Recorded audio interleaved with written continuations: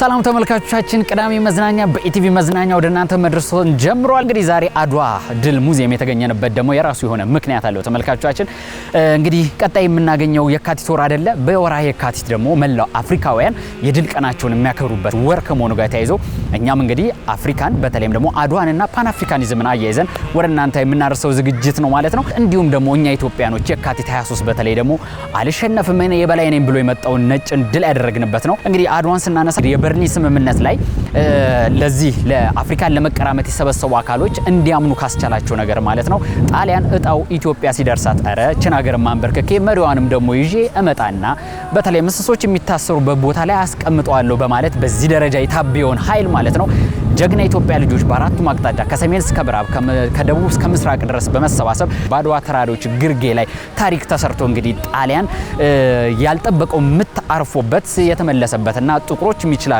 ተብሎ እንግዲህ መላው ዓለም ላይ የሚገኙ ጥቁሮች ማለት ነው በኢትዮጵያ ኮርተው በኢትዮጵያን ጀግኖች ድልነትና አሸናፊነት እንግዲህ ጥቁር ነጭን ማሸነፍ ይችላል፣ ጥቁር በነጭ ሁሌም ሊገዛ አይችልም፣ በተለይም ደግሞ አግባብ ባልሆነና የበላይ ነኝ በሚል እሳቤ የቀረበት ድል ከመሆኑ ጋር ተያይዞ እንግዲህ አድዋ ሙዚየም ተገኝተናል። ፓን አፍሪካኒዝምና አድዋን ወደ እናንተ እያጋመድን የምናደርስበት ዝግጅታችን ወደ እናንተ ይደርሳል ማለት ነው። በቅዳሜ መዝናኛ ኢቲቪ መዝናኛ ላይ ነው የምትገኙት። አብራችሁን ቆዩ። መልካም ቆይታ ይሁን። አድዋ ድልና ፓን አፍሪካኒዝምን ምን አገናኛቸው? እንግዲህ ከዚህ ጋር ልናወራ በመግቢያ ላይ እንዳልኳችሁ ተመልካቾቻችን አድዋ ሙዚየም ተገኝተናል። ከዚህ ሐሳብ ጋር ደግሞ ሐሳቡን የሚያጋራን ወንድማችን ናዚፍ ጀማል ይባላል። እንግዲህ እሱ ራሱን ያስተዋውቅና ስራው ምንድነው የስራው ድርሻ ምንድነው አድዋንና ፓን አፍሪካኒዝም በደንብ አድርጎ ትንትና አድርጎ የሚነግረን ይሆናል ማለት ነው። ቆይታ እናደርጋለን። ሙዚየሙ ጋር ያሉ አንዳንድ ቦታዎች አሉ፣ በተለይም ደግሞ ጀግኖቻችን እንዲህ ተሰድረው እናያቸዋለን። ስለነሱም የሚያወራን ይሆናል። በጣም አመሰግናለሁ ናዚፍ። እሺ ናዚፍ ጀማል እባላለሁ። አንተም እንዳነሳው የአድዋ ድል መታሰቢያ ኮሚኒኬሽን ዳይሬክተር ነኝ። እንግዲህ ዛሬ ያገናኘን በታላቁ አድዋ በተለይም ደግሞ ረጅም ዓመት ፈጅቶበታል። በእርግጥም እንደዚህ መቆየት አልነበረበትም። ታላቁ ድል ትልቅ ሙዚየም ያስፈልገው ነበረ። እሱ ግን ተከናውኖ አሁን እያየነው ነው የምንገኘው ያለው ነው ምዛ ነውና ከሱ ጋር እያይዘ እንደው ይሄ ሙዚየም ሲጀመር መጀመሪያ መነሻው የሆነው ያው የአድዋ ጀግኖችን ማውሳት ነውና አንተ የተሰማ ስሜት የግልህ ስሜት ምን ይመስል ነበር? ከሱን ጀምርና ፓን አፍሪካኒዝምና አድዋን እንግዲህ እያነሳሳን እንቀጥላለን። እንግዲህ አንተም እንዳነሳው የአድዋ ድል በዓለም ታሪክ ውስጥ የዓለምን ታሪክ ወደ ኋላ እየመለሰ ወይ ደግሞ ሂስቶሪካል ዩተርን ይሉታል አንዳንዶቹ። ለምንድን ነው ሂስቶሪካል ዩተርን የሆነው? ከአድዋ በፊት የነበሩት ጦርነቶች ሁሉ በተለይ አፍሪካ ላይ ከአውሮፓውያን ስክራምብል ፎር አፍሪካ አፍሪካውያንን ለመከፋፈል ድርድር በርሊን ላይ ካደረጉ በኋላ ወደ አፍሪካ ዘመቱ። አፍሪካን ሲካፈሉ ሁሉንም አሸንፎ ነው የገዟቸው። ሁሉም አፍሪካ ሀገር በሚባል ደረጃ ከላይቤሪያ በስተቀር ኮሎኒ ስር የነበሩ የፈረንጆች ቅኝ ጊዜ ስር የነበሩበት ጊዜ ነበረና ዲፎልት ነው ነጮች ጥቁሮችን ማሸነፋቸው፣ መያዛቸው፣ መግዛታቸው። ግን ኢትዮጵያ ሲመጡ አልቻሉትም። ኢትዮጵያውያን በአንድነት በፖለቲካ አመለካከት፣ በሃይማኖት፣ በቋንቋ፣ በዘር ሳይለያዩ በአንድነት ዘምቶ በደንብ እስከ አፍንጫው የታጠቀ የጣሊያን ዘመናዊ የአውሮፓ ጦር ፊት ለፊት ቆሞ መቆም ብቻም ሳይሆን ደግሞ አሸንፎ የዓለምን ታሪክ ወደ ኋላ መለሱት የሚባለው ለዚህ ነውና ይህንን ድል ሲሰማ ብዙዎቹ እዚህ ሲመጡ በጣም ይገርማቸዋል። እንዴት ነው ያደረጋችሁት? ጥቁሮቹ በጣም ይገርማቸዋል። ለምን ነጮቹ ገዝቷቸው ስለ ቅኝ ግዢ በደንብ ስለሚያውቁ እኛ አናቅም። የቅኝ ግዢን ማሸነፍን ነው የምናውቀው እና ይጠይቁናል። እንዴት ነው እንደዚህ ልታደርጉ የቻላችሁት? በምን ተአምር ነው ያሸነፋችሁት ይላሉ። ነጮቹ ሲመጡ ደግሞ እውነትም አይመስላቸውም። የፈጠርናቸው የፈጠራ ወሬ የሚመስላቸው ነጮች አሉና በተለይ ታሪኩን ሳያነቡ በደንብ ሳያውቁ የመጡት ያላመኑ ነበሩ። ማመን ማለት እያወቁ ማመን አንፈልግም አይደል? ኢትዮጵያውያን ጥቁሮችም አይደሉም የሚሉም ነጮች ነበሩ። ቅልቅል አለባቸው ከሌላ ሀገር የመጡ የአውሮፓ ዘር ወይ ሌላ አረብ ዘር ያለባቸው ናቸው ብሎም የሚያወሩም ነጮች ነበሩ እና እዚህም ሲመጡ ጎብኚዎች በጣም ይመጣሉ። እዚህም እንደምታየው ወደ 30-40 ነጭ ፊት ለፊታቸው አለ። አውሮፓውያን ናቸው እንዳሉ በብዛት እና እዚህ ሲመጡ አያምኑንም። የፈጠራ ወሬ ይመስላቸውና የሆነች ቦታ አለች ሙዚየማችን ውስጥ ጋዜጣ በዛ ዘመን እንግዲህ በማርች 1 በአውሮፓውያን አቆጣጠር ማርች 1 1896 ነው ጦርነቱ የተደረገው።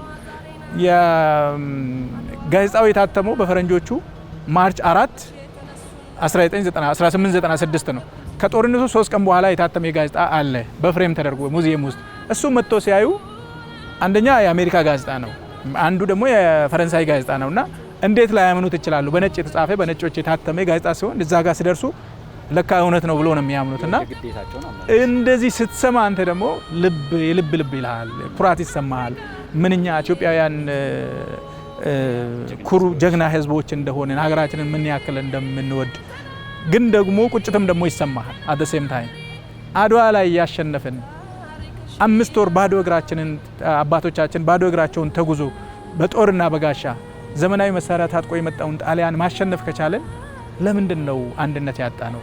ለምንድን ነው በቋንቋና በሃይማኖት በዘር የምንከፋፈለው? ዛሬስ ለምንድን ነው ድህነትን ማሸነፍ ያቃተን ብለህ ደግሞ ቁጭት ደግሞ ይሰማሃል። እና እንዴት አድርጌ ነው የአድዋን ድል ወደዚህኛው አምጥቼ ያሁኑ ትውልድ በአድዋ ወኔ ሀገሩን የሚለውጠው ሀገሩን የሚወደው አንድነትን የሚያመጣው የሚል ደግሞ ውስጥ ቁጭት ይሰማልና ሁለት ስሜት ውስጥ ሆነ ነው አድዋ ውስጥ የምሰራው።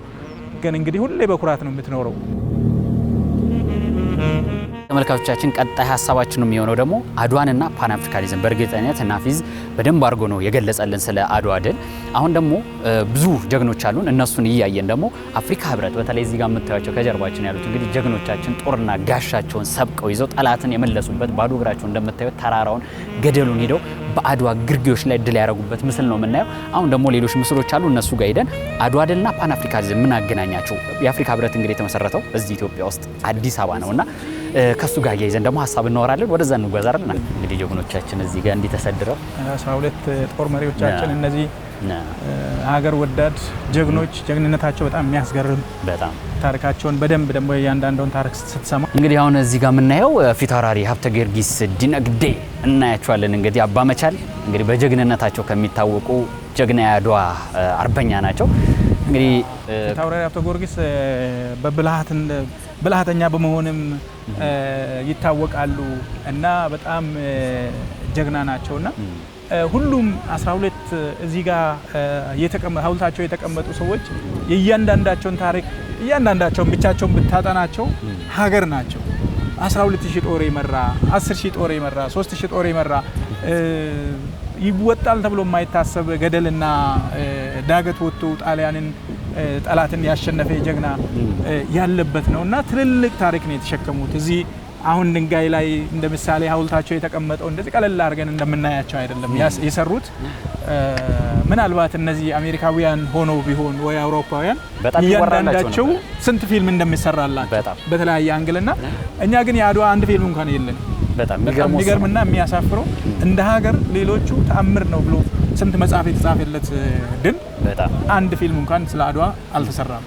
እና እነዚህ ጀግኖች በጣም ቀላል አይደለም። እንግዲህ ራስ ወሌ ብጡልን እያየን ነው። እዚህ ጋር ደግሞ ራስ ወሌ ብጡል እንደምታወቀው አባ ጠጣው ይባላሉ።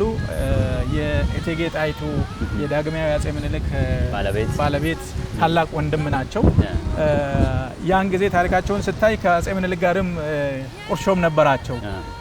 ጥሩ አልነበሩም፣ ጥል ነበራቸው። ግን ሀገር ስትወረር ሀገር የሚቀድም የለም፣ የውስጣችን በኋላ ላይ እንመካከራለን ብሎ ወደ 12000 ጦር ይዞ ወደ ጦር የዘመቱ ወደ ግንባር የዘመቱ ጀግና ናቸውና ሄዶም ደግሞ አላሳፈሩንም። በደንብ ጣሊያንን ድል አድርጎ ከመጡ ጦር መሪዎቻችን ውስጥ አንዱ ናቸው።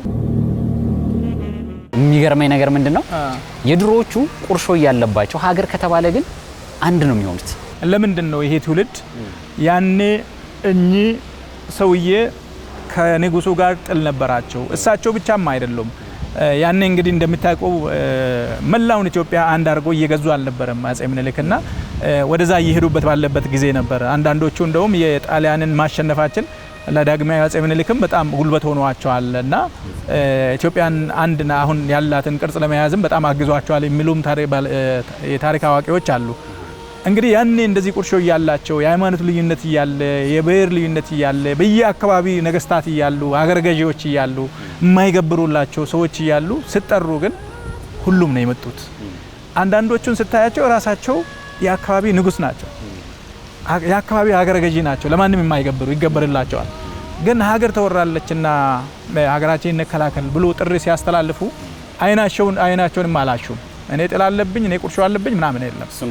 እሱን ወደ ኋላ ትቶ ሀገራችንን እናድን ብሎ እንግዲህ ያኔ የነበረው የሀገር ፍቅር ያውም እንደዚህ አይነት አንድነት ሳይኖረን የጂኦግራፊካል አቀማመጥ አሁን ያለው ጂኦግራፊያችን ሳያቀላቅለን ግን የኢትዮጵያ ስሜታችን አቀላቅሎን ጠላትን ሄደን መዋጋት ከደረሰን የዛሬው ትውልድ አንዳንዶቹ በትንንሽ ልዩነቶች በትንንሽ ጥቅሞች ሀገራቸውን አሳልፎ የሚሸጡ ከዚህ ሀገር ወጥቶ ውጭ ሀገር ሆኖ የሀገራቸውን ናሽናል ኢንትረስት የምንለውን የሀገርን ፍላጎት እንኳን የማይረዱና ለምሳሌ ላንሳለ የአንዳንዶቹ ነገሮች የፖለቲካ ልዩነትም ሊያመጣ አይገባም ነበር። የሀገር ጥቅም ሲሆን የባህር በርን ጥያቄ ስታነሳ የባህር በር ጥያቄ አንድ መንግስት አይደለም ወይ አንድ ፓርቲ አይደለም፣ የሚመጣው ጄኔሬሽን ነው፣ የሚመጣው ትውልድ ጥቅም ነው። አንዴ የነበረንን የበላይነትና አንዴ የነበረንን ጥቅም መልሰን እናገኝ ብለን ስንጠይቅ በዚህ ልንለያይ አይገባም። ምናልባትም አሁን ሁለተኛ አድዋ ያልነውን አድዋ ማን ነው ህዳሴ ግድብ እንደገደብ ነው። ሶስተኛ የምንለው ደግሞ የቀይ ባህር ይመስላል። ቀይ ባህር ሶስተኛ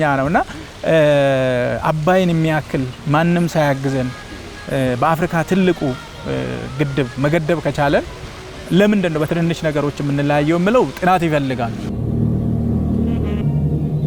እንግዲህ ተመልካቾቻችን ብዙዎቹ እዚህ ያሉ ሁሉንም ብናነሳ ሰዓት አይበቃንም ከሚል ነው አንዳንዶቹን ያወሳሳ ነው። እንግዲህ ንጉስ ሚካኤል አሊ ሊበንንም ማየት እንችላለን። እዛ ጋር ደግሞ እነ ተክለ ሃይማኖት ንጉስ ተክለ ሃይማኖት ተሰማ ጎሹን የመሳሰሉ አሉ። አሁን ግን የምንሄደው በተለይም እዛች ጋር ያለችው የአፍሪካ ካርታ ቅርጽ አለችና እሷ ዝም ብላ ቅርጽ ብቻ አይደለችም።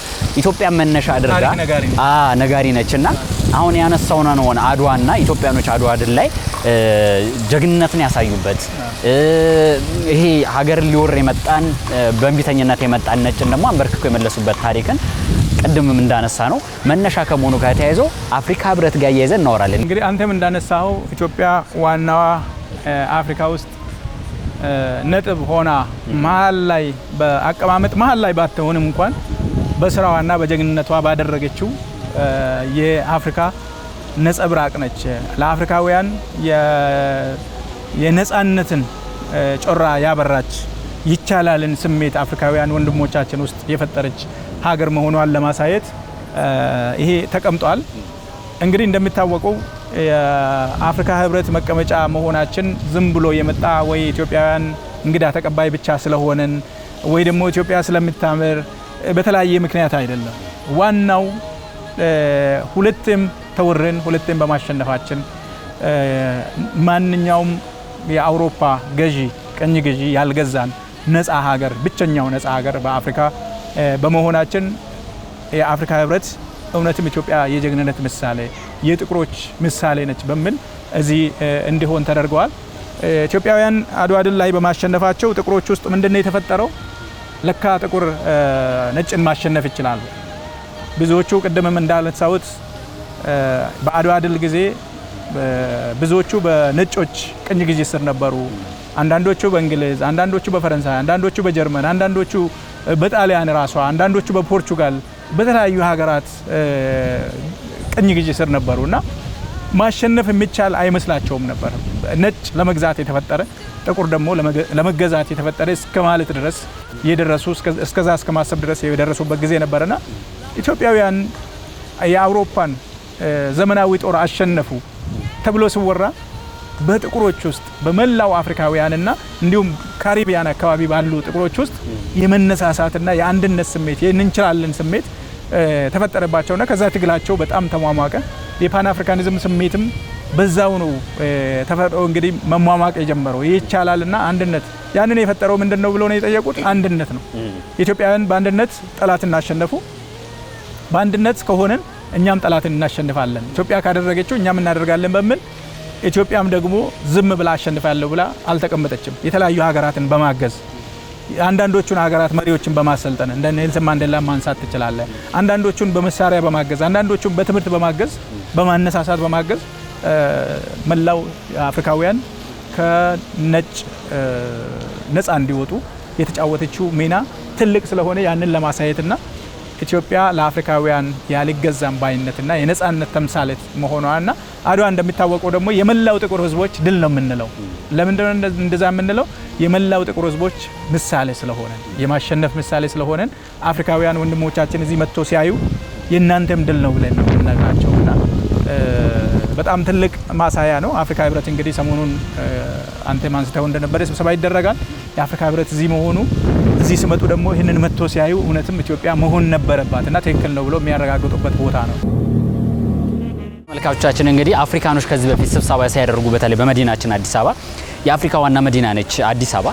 ነገር ግን የቀድሞ የሊቢያ ፕሬዝዳንትን ጨምሮ ወይም ደግሞ መሪያቸው ሙሐመር ጋዳፊ እንደውም ኢትዮጵያ እንዴት ልትመረጥ ቻለች? አዎ ታሪኩ ያስብላታል። ነገር ግን ካላት ውበት ወይም ደግሞ መሰረተ ልማቶቹ ያን ያህል የተሟሉ አይደሉም፣ ሌሎች እሷን የሚበልጡ ሀገሮች አሉ፣ እዛ መሆን አለበት ሲባል ነበር። አሁን ግን ያን ነገር የሚቀርፍ ብዙ ነገር ሰርተናል። ከዛ ባሻገር ኢትዮጵያ ታሪኮቿን በተለያዩ ቦታዎች ሂዶ ማየት የሚቻልበት ድሮ አፍሪካ መሪዎች መጥተው ከስብሰባ በኋላ ተመልካቾቻችን ቶሎ ነበር የሚሄዱት። አሁን ግን ለመጎብኘት የትኛውም መቼ እስኪሉ ድረስ በጣም ብዙ አማራጮች አለና እንግዲህ አፍሪካ ወንድሞቻችን አሁን አፍሪካ ህብረት ሲመጡ አፍሪካ ህብረት ተሰብስበው ጉዳዮችን መፍታት ብቻ ሳይሆን አፍሪካ መዲና የሆነችው አዲስ አበባ እውነትም አፍሪካን የሚመጥን ህብ መሆን የምትችል ወይም መናኸሪያ የምትሆን ሀገር ነች የሚለውን ነገር ወይ ከተማ ነች የሚለውን ነገር እንዴት መግለጽ እንችላለን? አምኖ ተቀብሎ እንዲህ የሚያደርጉ ብዙ ነገሮች አሉ። ከዛ ውስጥ አንዱ አድዋ ድል መታሰቢያ ነው። አንተም እንዳነሳው ድሮ አፍሪካውያን ወንድሞቻችን የሀገር መሪዎች እዚህ ሀገር ሲመጡ አዲስ አበባ እንደምታውቀው እንግዲህ ከአንድ አመት ተኩል በፊት በጣም ቆሻሻ የነበረችና መንገዶቻችን ጠባብ የነበሩ በጣም አሳፋሪ የሆነ እውነትም የአፍሪካ ህብረት መቀመጫ ነን ወይ ራሳችንን ስንጠይቅ የነበረበት ጊዜ ነበረ። አሁን ግን እንደምታየው ከተማዋ በመንገዱ ጽዳት ብቻ አይደለም፣ የተቀናጀ ነው፣ ህብረተሰብ ተኮር ነው ልማቱ። ልማቱን አይተ ከሆነ ህፃናት ላይ ያተኩራል፣ ትልልቅ ሰዎች ላይ ያተኩራል፣ አካል ጉዳተኞች ላይ ያተኩራል። አይነ ስውራን ወንድሞቻችን የሚሄዱባትን መስመር እንኳን ሳይቀር እንደዚህ ዲቴይል ፕላን ተደርጎ ለሁሉም የምትስማማ እንደ ስሟም አዲስ የሆነች አዲስ አበባ ተፈጥራለች። አሁንም እየተሰራ ነው፣ አላለቀም። ይሄ በጣም ይገርማቸዋል። ከታሪካችን እየገረማቸው እሱ ሳያንስ ደግሞ አሁን ያለው ልማትና የአዲስ አበባ ውበት የተፈጠረው በአጭር አመት ውስጥ 2 አመት ባልሞላ ጊዜ ውስጥ ወንዞቻችን የወንዝ ዳርቻ ልማቱን ሲያዩ መንገዶቻችን እንዴት ሰፍተው የሳይክል መሄጃው የእግረኛው መጓዣ የግሪነሪ ወይ አረንጓዴ ልማቱን ሲያዩ እውነትም ኢትዮጵያ አፍሪካን የምትመራ ሀገር መሆኗን ያምናሉ። ሁለተኛ እንዳነሳው ለምሳሌ አሁን እኛ ብዙ ጊዜ ከስብሰባ ሲወጡ ወደ ሀገራቸው ቶሎ ነው የሚሄዱት። አሁን ማታም ከስብሰባ ሲወጡ ይጠይቁናል፣ እባካችሁ ከስብሰባ 11 ተኩል ወጥተን መጥተን ማየት እንፈልጋለን አድዋን እና ሰዓታችሁን አራዝሙልን። ለዚህ ስባል እኛ አፍሪካ ህብረት ስብሰባ ሲኖር ሁሌ እስከ ምሽቱ 2 ሰዓት 3 ሰዓት እናራዝማለን የጉብኝት ሰዓቱን። ወንድሞቻችን ከስብሰባቸውን ረጋ ብሎ ጨርሶ ምሽት ላይ መጥተው እንዲጎበኙ እናደርጋለን። ምሽት ላይ ብዙ መሪዎች፣ ብዙ ዲፕሎማቶች፣ ብዙ እንደዚሁ ስብሰባ ለመካፈል የመጡ ጋዜጠኞች እንዲጎበኙ እድል እንፈጥራለን። ይሄ የመጣው ከምንድን ነው? ከፍላጎታቸው የተነሳ ነው። አድዋን ማየት ይፈልጋሉ። አድዋን አይቶ ደግሞ አይጨርሱትም። እንጦጦ ይለዋል፣ ዩኒቲ ፓርክ ይለዋል፣ ቤተ መንግስት አሁን የተከፈተው ኢዮቤልዩ ቤተ መንግስት ሙዚየም የሆነው ቆጥሮ ያጨርሰውም የሚጎበኝ ቦታና አፍሪካውያንን እየጎበኙ 1 ወር ልታቆይ ከአዲስ አበባ ሳይወጡ 1 ወር ልታቆይ የምትችልበት ደረጃ ላይ ደርሰናል። ያ ደግሞ እየቀጠለ ነው ያለው፣ በዚህም አልቆመ እና እውነተኛ የአፍሪካ ፓን አፍሪካኒዝም መነሻ መሆናችንን በደንብ በዚህ ዘመን እያሳየን ያለን ትውልድ ስለሆነ እኔ በጣም ኩራት ነው የሚሰማኝ። በዛ መድፉም ይኸው እኛም እንግዲህ ተገኝተናል በቦታው። ቅድም ውጭ ላይ ሆነን ስናወራበት የነበረው ነው እንግዲህ ገበየሁ ቢሞት ተተካ ባልቻ መድፍ አገላባጭ ብቻ ለብቻ ይላል ተብሎ የተባለለት ጀግና ነው። ደጃዝማች ባልቻ ሳፎሩ ባወይ ባልቻ አባነፍሶ ተብሎ በፈረሳቸው እንደሚጠሩት ይሄ መድፍ እንግዲህ በጦርነቱ ከጣሊያኖች ተማርኮ መልሰው ወደ ጣሊያን የተጠቀምንበት መድፍ ነው ታሪኩ የሚያሳየው። አንዳንድ ጣሊያኖች ሲመጡ ቶሪኖ እዛ ላይ ማርኩን ያዩና ቶሪኖ ጣሊያን ውስጥ ቶሪኖ የምትባል አካባቢ እንደተሰራና አንድ ሽማግሌ ደግሞ አንብቦ ለጦርነቱ ሲባል ከ1 አመት በፊት የተመረተ መድፍ መሆኑን 1895 በአውሮፓውያን አቆጣጠር የተመረተ መድፍ ነው። ለዚሁ ጦርነት ብሎ ይዞት የመጡትና እዚህ በጀግኖች አባቶቻችን ተማርኮ ከቀሩት መድፎች ውስጥ አንዱ ለማሳያ እዚህ ተቀምጧል እንጂ የተማረከ የጣሊያን መድፍ አንድ ብቻ አልነበረ፣ ብዙ ነበረና ደጃዝማች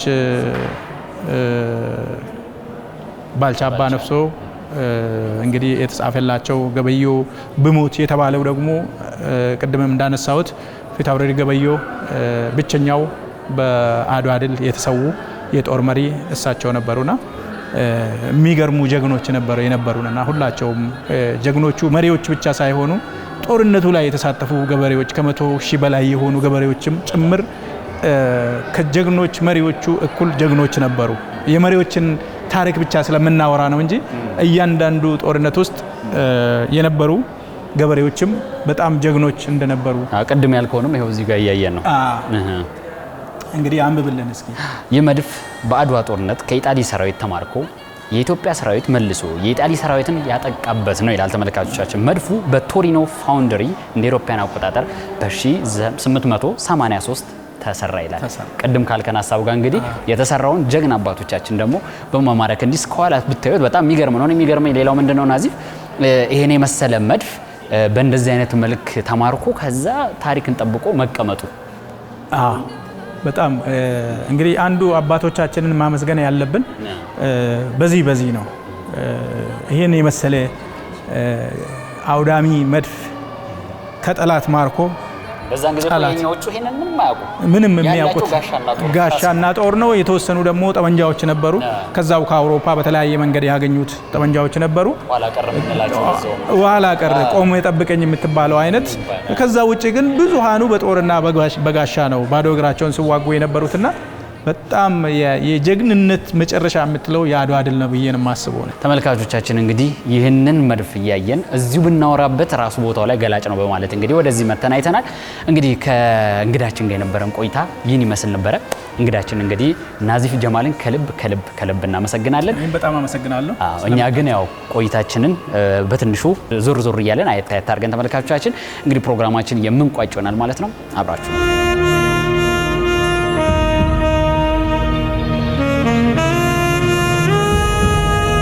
ተመልካቾቻችን እንግዲህ በአድዋ ሙዚየም ተገኝተን አድዋ ድልና ፓን አፍሪካኒዝምን የተመለከተው ዝግጅታችንን እንግዲህ በተመለከታችሁት መልኩ ቃኝተናል። በተለይም ደግሞ ግቢውን ወይም ደግሞ እዚህ ሙዚየሙን ስታዩት እውነትም አድዋ ላይ ያላችሁ እስኪመስላችሁ ድረስ በርካታ ነገሮችን ታያላችሁ።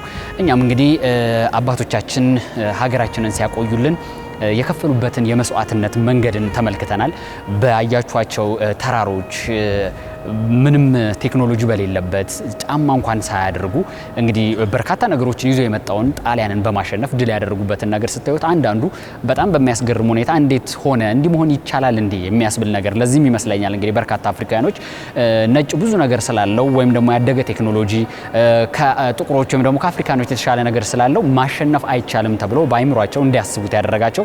ይሁንና ግን ኢትዮጵያ ድል ካደረገች በኋላ እውነትም ለኛም አሁን ድረስ ሆነን እንኳን እንዴት ሆነ የሚለው ነገር እስኪገርመንና ምንጩ ምንድነው ብለን ነገር ግን መለስ ብለን ስናየው ኢትዮጵያዊ ጀግንነት ኢትዮጵያዊ ወኔ ያልሸነፍ ባይነት መሆኑን ምላሽ እንድናገኝበት ያስቻለን ቦታ ላይ ተገኝተን እንግዲህ ተመልካቾቻችን እንዲህ በሚያምረው የአድዋ ሙዚየም ላይ ተገኝተን ወደ እናንተ ያሰናዳ ነው የዛሬው የቅዳሜ መዝናኛ የኢቲቪ መዝናኛ ልዩ የአድዋ ድልና ፓን አፍሪካኒዝም ግንኙነት እስከምን ድረስ ነው የሚለው ዝግጅት ይህን ይመስላል። እንግዲህ ቅዳሜ መዝናኛ ወደ እናንተ መድረሱን ይቀጥላል። በቀጣይ እንግዲህ ቀደም ባልቻ አባሳፎን ተመልክተናል። ከሱ ጋር የተያዙ ፕሮግራሞችን በዛሬው ቅዳሜ መዝናኛ ዝግጅት ወደ እናንተ ይደርሳሉ ማለት ነው። ቅዳሜ መዝናኛ ጋር አብራችሁ እንድትቆዩ ጋበዝኩኝ። መልካም ቆይታ እንላችሁ።